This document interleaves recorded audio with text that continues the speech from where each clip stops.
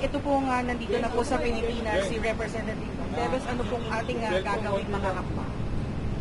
Ngayon na siya ay lalapag na rito sa Maynila, siyempre po kami naman pong nasa defense team niya ay handa naman po kami na siya ay depensahan. Sapagkat bagamat doon po 2 taon na siya ay nasa Dili, sa Timor-Leste, hindi naman po kami nagpapahinga rito. Sapagkat, katulad nga ng sinasabi ko sa iba, a seasoned lawyer, ako naman ay tumanda na sa law practice, we always prepare for any contingency.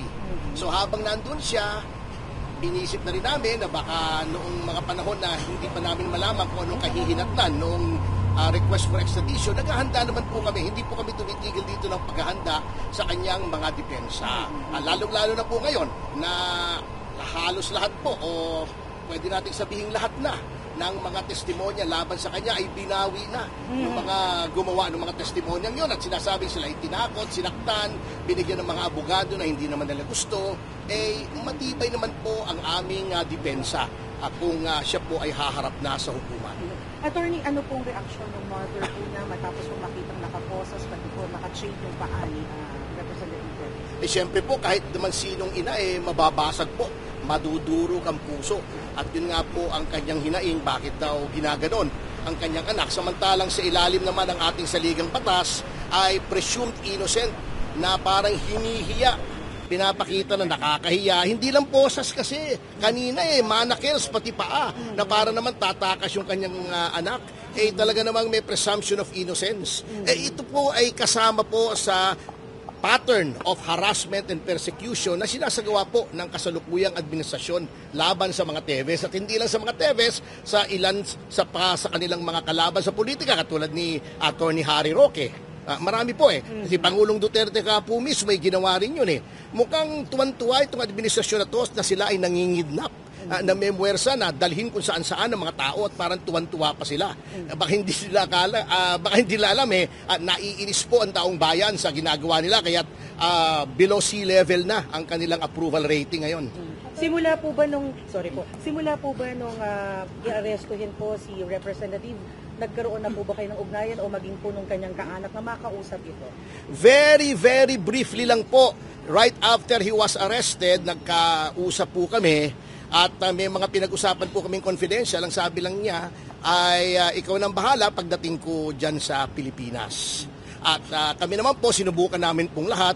Kami nga po ay nalulungkot sapagkat ginrant po yung writ of habeas corpus ng hukuman ng Timor-Leste. Bukod pa po doon sa sinabing hindi pa siya dapat i-extradite sapagkat magkakaroon ng panganib sa kanyang buhay at siya ay maaring mapasailalim sa tinatawag na cruel and inhuman punishment, ay ginawa pa rin ito ng Executive Department ng Timor-Leste. Ngunit nandyan na po yan, narito na po kami upang saluhin po siya at bigyan po siya ng the best defense. So sabi niyo, part ng harassment ng administrasyon? Opo. Anong gain ng administrasyon? Bakit siya isa-subject to harassment? Anong reason? Well, unang-una, meron ngang alita noon, di ba? Yung tungkol sa mga ibang bagay. At ngayon po, na sa eleksyon itong administrasyon at napakababa nga ng approval rating ni Pangulong Marcos, kinakailangan po nila ng mga trophy. Ano pa yung trophy niyan? Ito, unang-una. Ito nga pong si Congressman Teves na ibibida nila na napabalik namin. Bagamat questionable po ang paraan ng pagkabalik.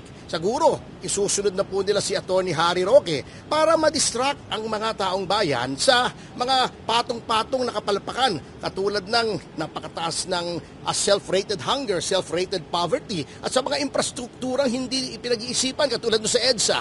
Ay, alam niyo yung San Juanico Bridge at yung EDSA na 5.9 billion ba at almost 9 billion? Yan po last 2 minutes Bakit ngayon lang gagawin? Bago, hindi pa pinag-isipan. It will cause a lot of misery to our people. Nabubulok yung mga kalakal. Hindi makarating yung mga gasolina doon po dahil sa San Juanico Bridge. Ito naman, katakot-takot na trapiko. Pagdating ng June 16 dito sa EDSA, ito po ang pantakip nila sa lack of achievement nila.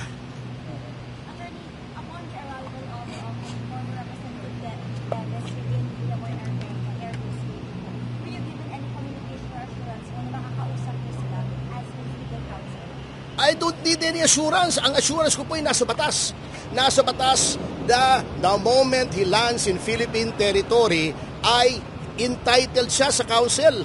Yan ay nasa saligang batas. Kaya lang, kaninang umaga pa po kami nakikipag-ugnayan sa 3 ahensya ng gobyerno, yung NBI, DOJ, at saka ng Bureau of Immigration.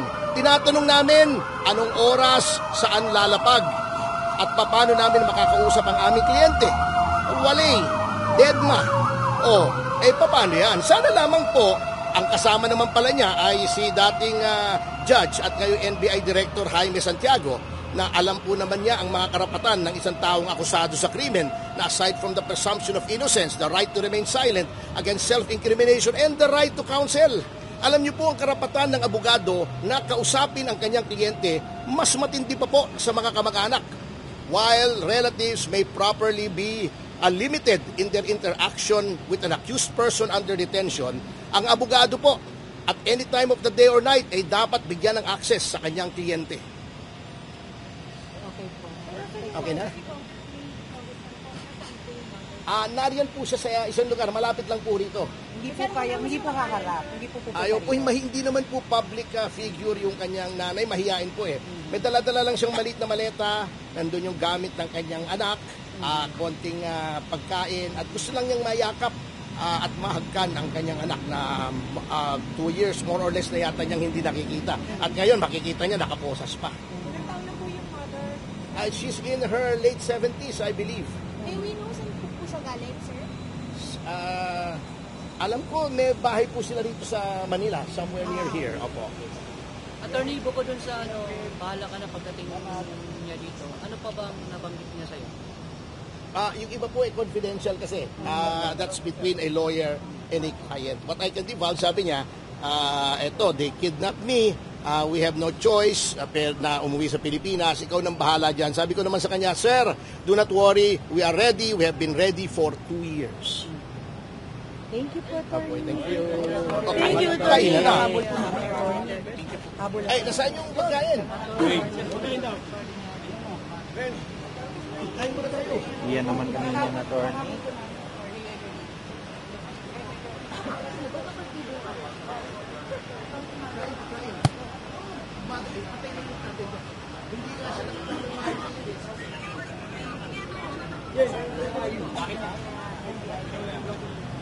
May stop na.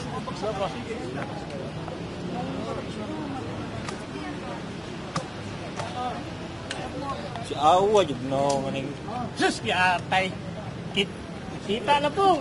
Saan po ang ating katas-tasang hukuman na ilipat po yung kaso dito sa Maynila when it pertains to the killing of Governor Digamo and 12 other persons. So anong first step mo gagawin, Attorney Pasha? Well, the first step is dapat makausap ko siya at mapayuhan ko siya. Attorney, you said it's illegal yung pagdakip sa kanya, it's kidnapping, ganyan, may habeas corpus from Merong habeas corpus! But then also, we also saw a statement from the President of Timor-Leste about his deportation. How do you resolve that? Kasi parang magkaiba po yung sinabi ng Presidente sa sinabi ng Korte sa Timor-Leste. Hindi ko problema kung nagkakagulo sila sa Timor-Leste, problema nila yon. That is none of my concern except for the fact that it has caused prejudice to my client. Oo, kasi mabigat na hindi ginagalang yung mga pag-uutos samantalang nasa Timor-Leste Constitution. Lahat ng final na desisyon ng Korte ay hindi dapat salungatin ng kahit sino mang authority. Palagay ko humingi ng payo si Ramos Horta kay De Lima nung hindi niya ginalang yung TRO ng Supreme Court, yung kay Arroyo. Palagay ko si De Lima advisor nila eh. Thank you, attorney. Okay. Thank you, attorney. Ayun na. Constitutional rights, kaya ka naghihintay ako dito eh. Dapat pakita nila sa akin. Ang expectation niyo, attorney, saan niyo po makikita? Dapat dito, papasukin nila ako at kausapin ko ang kliyente ko. So I can advise him on his rights. And I can see how he is, if he's injured or if he was in any way mistreated, maltreated, or whatever. Or if any of his rights were violated, the right against self-incrimination, the right to be a witness against himself. Dapat malaman po ng abogado. So pagtrabaho po namin yan. Sa Villa mo. Dapat po, at kasama ma-realize ng mga authorities na dapat ibigay nila yung karapatan. Alam niyo, hindi naman kami humingi ng special treatment. Yun lang, nasa konstitusyon, nasa batas, nasa rules of court, yun lamang ang hinihingi namin. We ask for nothing more, but we will settle for nothing less. Sir, after William Moore sa NBI na po for briefing, Opo. after that, saan po siya in-expect na balik? Hindi ko po alam he should be turned over to the court kung saan siya may kaso at yung court po ang magdidesisyon kung saan siya dapat i-detain. Considering the threats to his life and other possibilities na hindi lamang po namin inimbento to. Ang ebidensya against the danger to his life, the possibility of torture, evidence were presented before the Timor-Leste court. Binigyan din po yung pamahalaan ng Pilipinas na magbigay ng sarili niyang ebidensya at sinabi ng mga hurado sa Timor-Leste, tama kami na may possibility na siya ay mapaslang o masugatan o matorture kaya hindi siya pinapayagang bumalik sa Pilipinas. Oh, but on your part, attorney, saan siya dapat ikukulong? Kami, we will leave it up to the sound discretion of the judge. Basta lamang siya ay walang danger, komportable siya at may access po ang kanyang mga abogado and he is given the basic necessities. Hindi naman kailangan maluho basic necessities, pagkain, malinis na damit, matutulugan na maayos. Pero right now po wala pang communication kung saan po siya i-detain. Sa NBI nga po, in-announce ni Secretary Remulla kanina yata, kaninang hapon. Pero sa court, bali Manila RTC, Manila RTC